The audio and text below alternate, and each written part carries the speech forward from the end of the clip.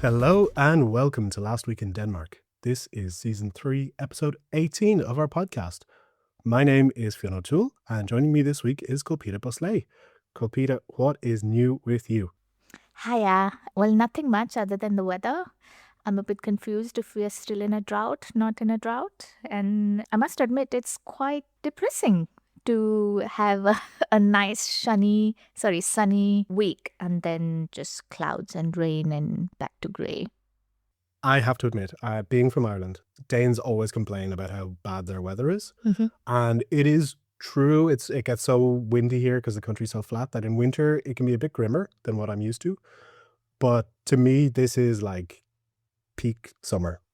Like you'll have a couple of sunny days, then you'll have some rainy days. I mean, yesterday it was a hailstorm around my house, and that could be a nice July day in Ireland. Not nice, but standard July day in Ireland. So I wouldn't say I'm not, a little bit depressed by it, but I'm guessing maybe because of our backgrounds, I feel it a little bit less than you do. Or what do you think? Is it more of a weather culture shock coming compared to India? I think so. I mean, to be fair, I was in Edinburgh, Scotland the week before, and it was sunny as hell. Beautiful weather, but it was extremely dry, quite shocking weather wise as well. But also, you're right, I come from India. I come from sunny, almost equator weather. But I mean, talking of weather shocks, India has also been having rain showers and they have a warning going on right now, which is also supposed to be peak summer. But then I don't know. I'm still confused, but my skincare routine is very happy with less sun, no tanning, no skin problems. So I suppose I have little to complain about. Well, that's something at least. And speaking of, I don't know if you've been paying attention to sports news this week. I generally don't. But this week, Denmark pulled off a huge upset in the Ice Hockey World Championships on Thursday. They Oh, beat ice hockey giants Canada in the quarterfinals. And I think this is the uh-huh. first time Denmark will ever reach the semifinals. And now I'm probably making this up, but probably the first time Canada ever doesn't reach the quarterfinals. And I'm very excited. So for the first time in my life, I'm going to get to, pretend to have opinions about ice hockey. And I feel like it'll help me integrate with my Danish friends who are probably all also suddenly having opinions about ice hockey that they've never had before. So if you need something to throw out in small talking conversation, you can just ask, is this going to be the next summer of 92? Then we're going to surprise everyone and win the Ice Hockey World Championships. That's an excellent tip. I didn't know Denmark even had a team, but at the same time, I am quite surprised. Just like in football, a couple of, not that I follow football at all, but it was the talk of the town for I don't know how long that Denmark made it into semifinals, quarterfinals for the World Cup or something like that. So, well, yay for Danish sports, I guess. It's more than badminton and handball. So that's exciting. There you go. Absolutely. Speaking of exciting, as always, we're going to spend the next half an hour or so diving into three big things that happened last week in Denmark. And this week, we're going to look at our first story, which is the extension of free mental health care to 18 to 24-year-olds, specifically within 30 days. So within 30 days of them seeking treatment. Our next story is that retirement age, boo, is going to be raised up to 70 by the year 2040.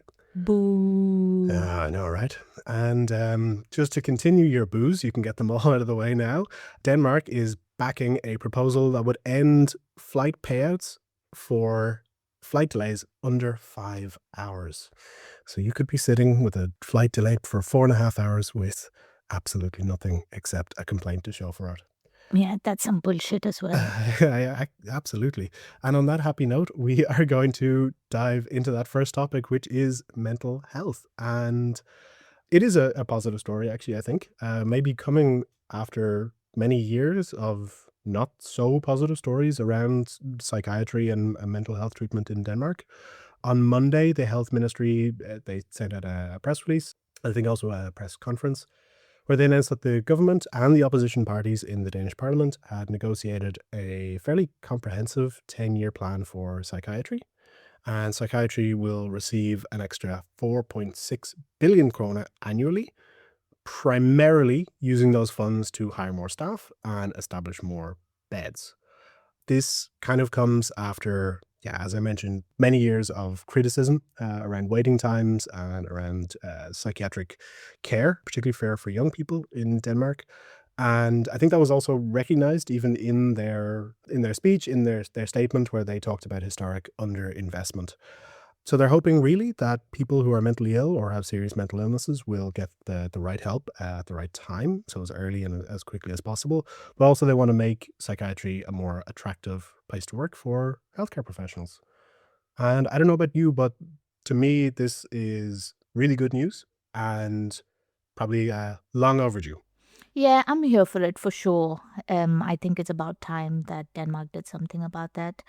It's great that they're investing, especially in spaces where people can come in and get proper help, which is beyond just popping pills and people coming home and looking after you.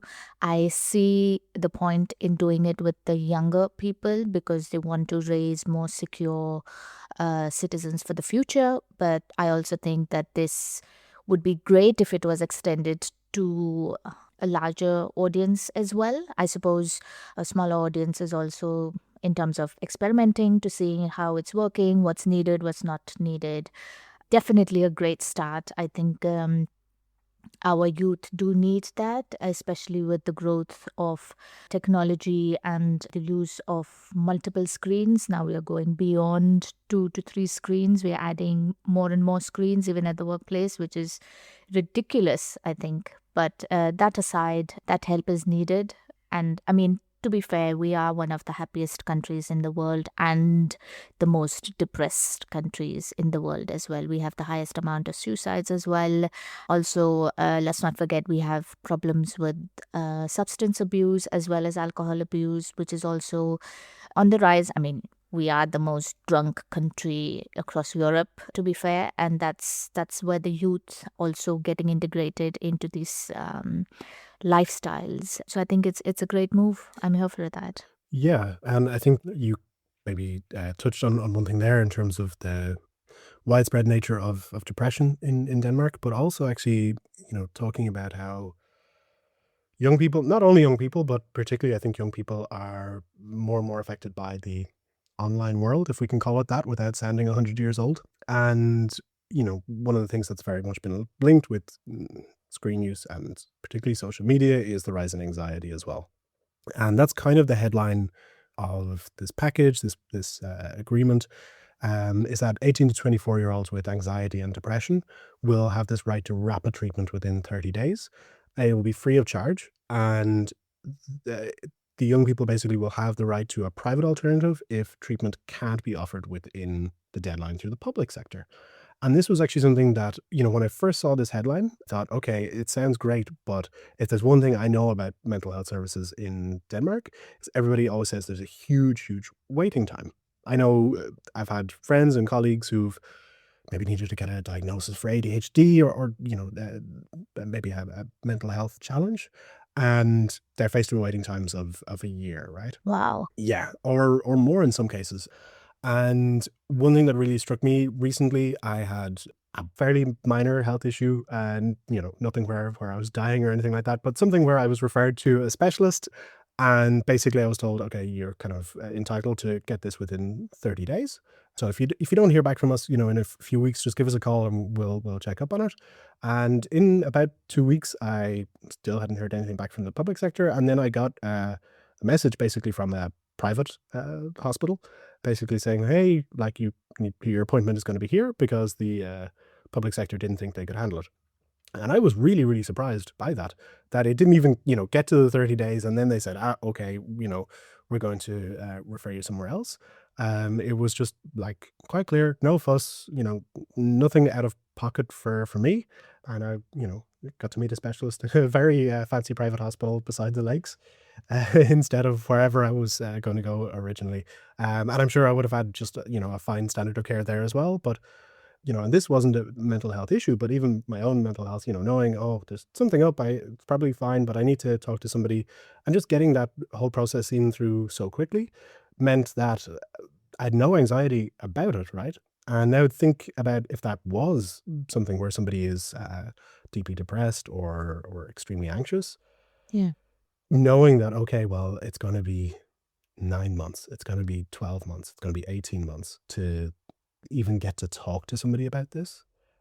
You can imagine the effect that that would take on somebody. So I'm really happy to see this kind of right to rapid treatment within there. And there are some more also in terms of being able to get more easily accessible treatments within the municipalities.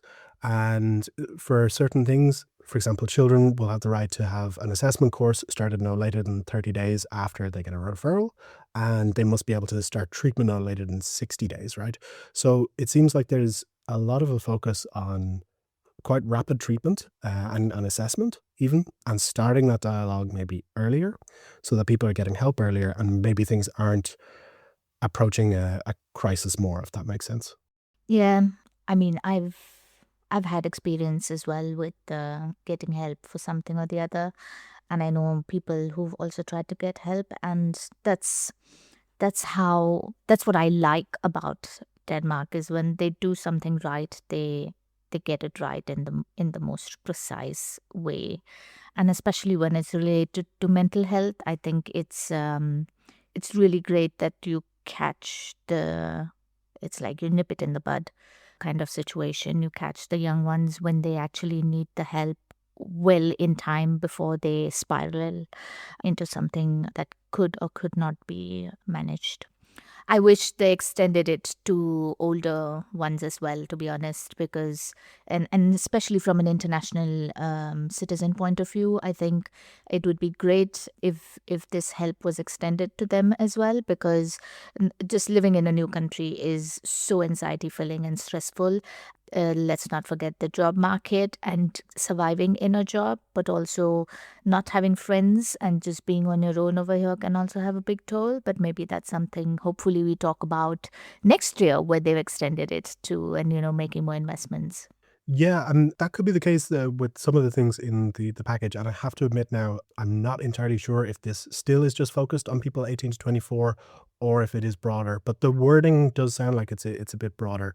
So there are some things, for example, where socially vulnerable people are like discharged from hospital psychiatry.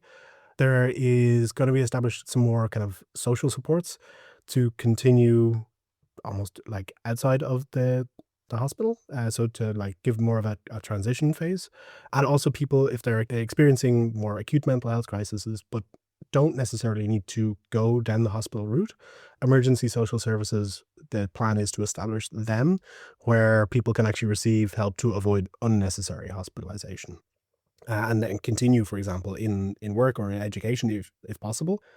And this actually reminds me a little bit of a topic we touched on quite a few podcasts ago, but where they were extending some funding for greater mental health help lines where people could call if they were, in need. Hmm. And Yes. yeah, I mean, of course, there are times when the first thing you need to do is cure something and take kind of emergency action. But it seems, as a complete layman, right, of health policy, but as I read this, there seems to be a lot of focuses on, preventing where possible. And that also, I think, makes sense financially because I think it's probably very, very expensive, right, to have somebody in a acute crisis, in a hospital bed with maybe requiring supervision and everything there.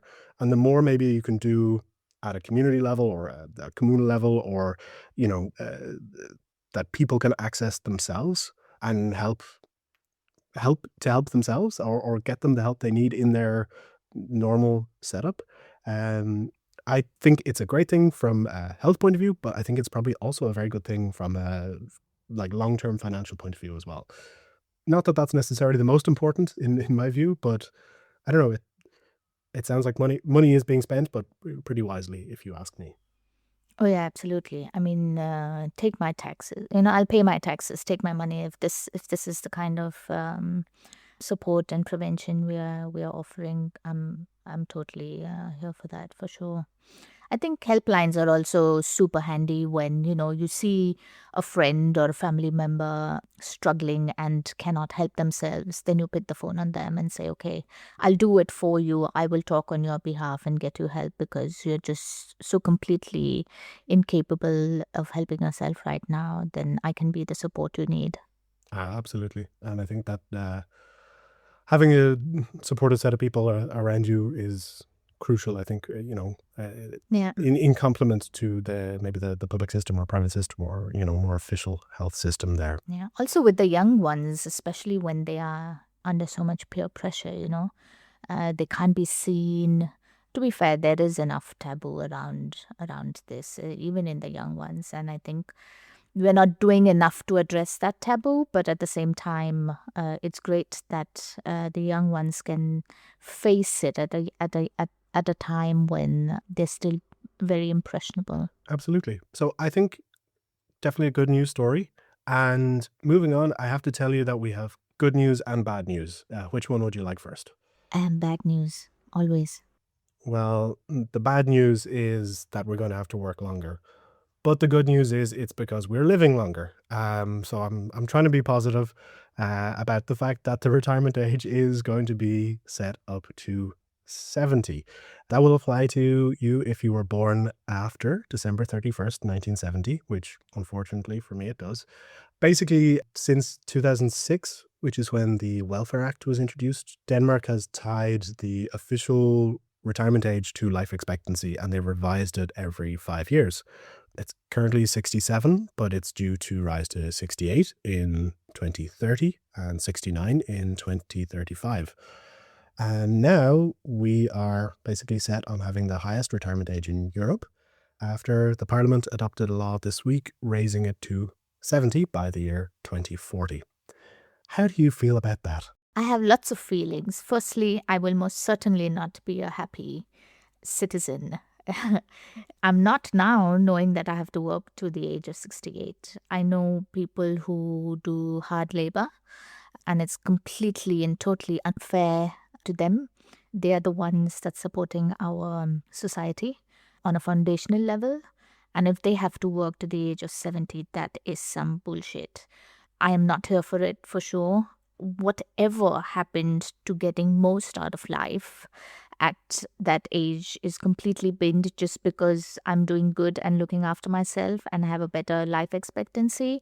It's just nonsense, I think. At the same time, I do understand they need tax paying citizens because the population is reducing. Maybe they should make investments in helping people have more babies and making it okay and improving lifestyle in ways that people can actually afford to have more children and bring them up and give them more time in hand to raise these children and make the job market better. I've been saying this over and over and over again. Make the job market better. Make sure people can keep their jobs and get jobs, create jobs, so you don't have to retire people at the age of 70, which is totally nonsense. Whoever's making this is not getting my vote for sure. Yeah, well, I think you're absolutely right when you mentioned, for example, people doing manual labor, because while I am thrilled at the prospect of working to 70, especially, when I compare it to my parents' generation. My dad just retired this year at 66. My mum was a teacher and she was able to take early retirement, so she retired in her 50s. They've really been living their best life. But I mean, up until the law that was passed this week, it would have been 69 for me. I don't think for me in an office job, for example, that would make such a huge difference, potentially, compared to, as you mentioned, somebody maybe in a blue collar role that involves more manual labor or physical labor, let's put it that way, because that absolutely takes a toll on your body. And it's one thing, if I switch a few jobs in my career, but if my entire background was in a role that took a physical toll on my body, and by the age of 40 or 50, maybe I had to switch out of that, but still had another 20, 30 years left in the workplace, that would be extremely tough, I think, also to make that transition at this time. And I think, not to go off on a tangent, but I think there has been more and more of a kind of a widening gap between blue collar and white collar workers and how society treats them. I think we saw that a lot during maybe the COVID lockdowns. Like, I don't think anybody absolutely loved it, but for some people it was a bit inconvenient. You were kind of stuck working from home, but you could still do your job. Maybe you actually preferred it, right? You liked working from home and suddenly you had the freedom to do that. But there was thousands of people, right, whose jobs depended on them being actually physically present and working on things, who really, really struggled during that time. And I think we often have a tendency to forget the outsized impact that something like a pandemic had on that section of society versus, it wasn't all bells and whistles and fun games for me. I had a 6-month-old baby in a small apartment, right, and still trying to work. That was a bit tough, but not necessarily compared to losing my job or, suddenly having a kind of precarious labor status in that sense. So I think it's a very tough change for a lot of people. I do think there's a devil's advocate, if I can put it that way, argument to be made as to why. Do you want me to say it, or will I just, forever burn that bridge and just be a shill for the government? No, well, we live in Denmark, so you have every right to your opinion, Fionn. Go for That's it. true. I don't know if this is necessarily my opinion. I think so. Basically, when many of the retirement ages were kind of set, and they've typically been set in and around the mid kind of 60s as an age range, a lot of that happened during the mid 20th century. At the time, life expectancy was significantly shorter. So in the UK, life expectancy was 66 years for a man, about 71 years for a woman. And that means that UK citizens, just to take that, at that time, would maybe spend 10% of their life on their pension, or 8% or 7%, not a huge proportion of it. Now our lives are getting longer, and there's plenty of people who, because of, more healthy lifestyles, because of advances in medicine, of course, as well, we have people in maybe their early 80s who are still quite fit and healthy, and enjoying a very active life. And obviously that is a much greater widening of the time, maybe, and the pension burden, that I shouldn't say burden, but the burden in terms of the cost burden of providing a state pension to that person. So I think I can see the logic around that, but do I love it? No, absolutely not. And I think if we can have, as you say, some kind of a shift in the job market or how we approach careers. I mean, thinking, of myself, I've been working for nearly 20 years.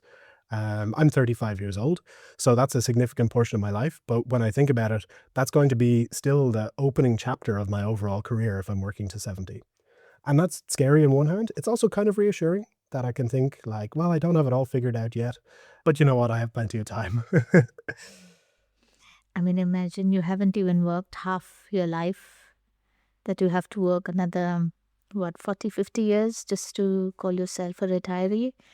That is depressing. Back to the mental health investments, please. I mean, come on.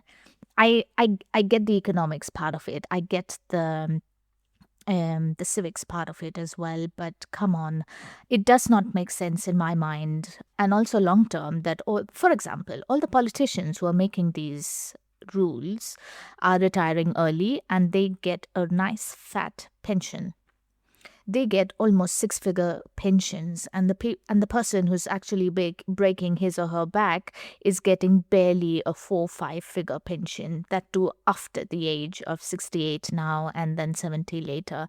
That's just totally unfair, and I completely agree with how the balance is tilting, with what you said earlier, that the gap is growing bigger and bigger, and it's not in the interest of an egalitarian society like Denmark or anywhere in Scandinavia for that matter. Although I must admit, we seem to be sitting far better than the other Scandi countries. Like, take a look at Finland or Sweden for that matter. They don't seem to be doing that well in that sense. But then, come on, Denmark should get its play together if it really needs to become, or rather continue to be, this power player in the global dynamic of things, especially economy wise. Yeah. Well, I mean, you mentioned investing in mental health as a way to deal with this news.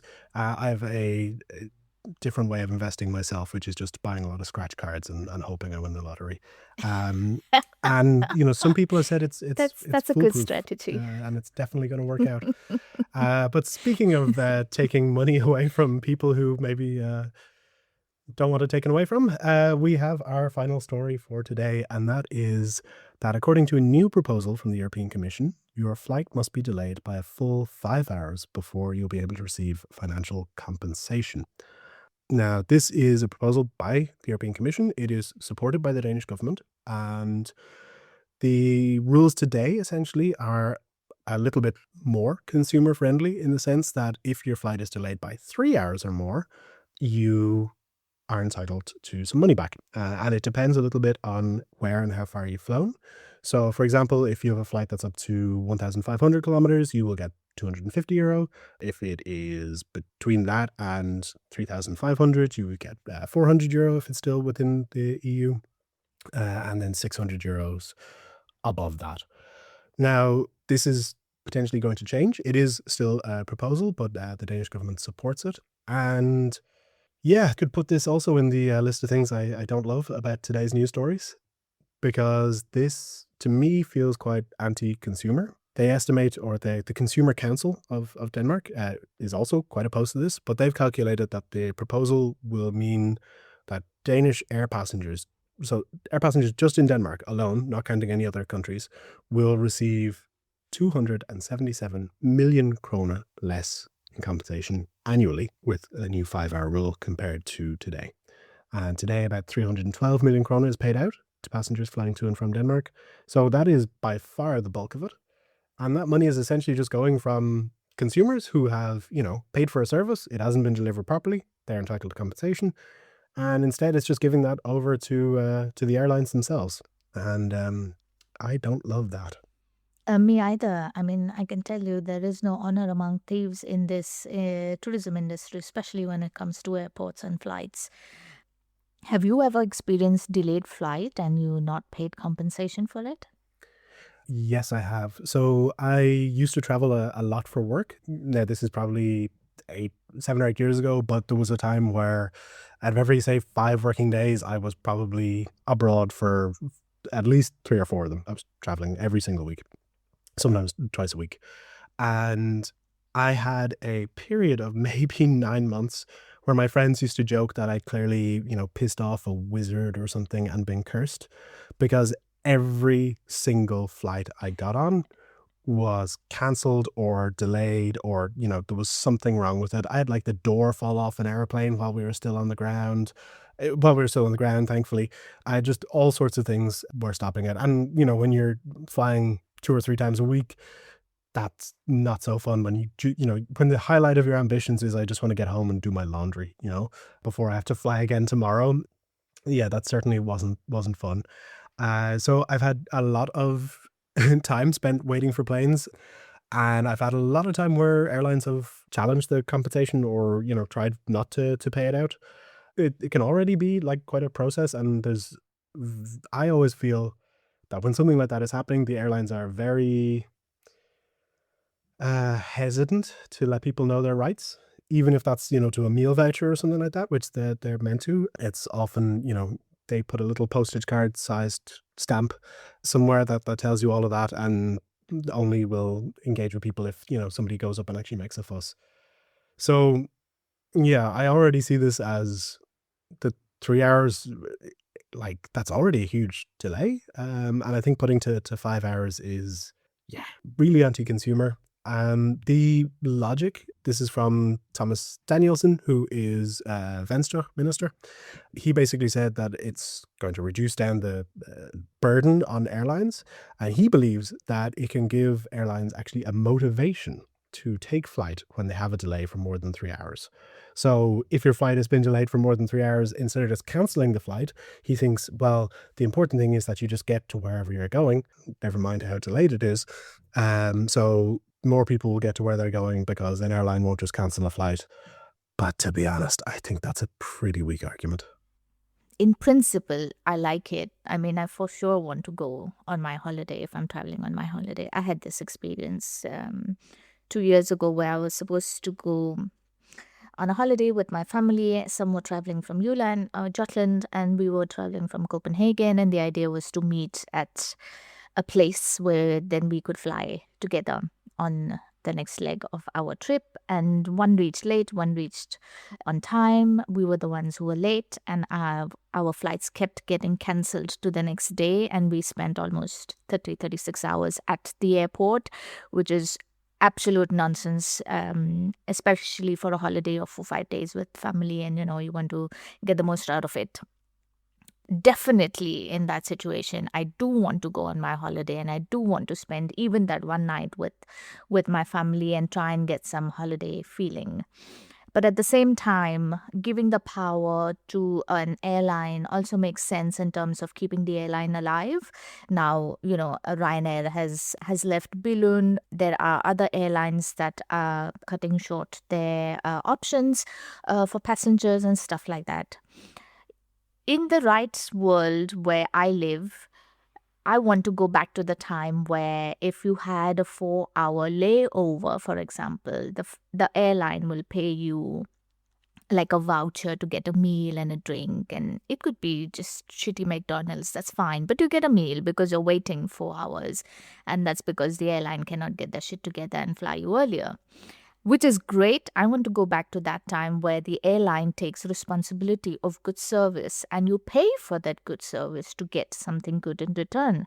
Unlike Ryanair, where you pay for check-in baggage and then they cheat you at the airport saying, oh no, but this is, less than 10 kilos. You can't take it in.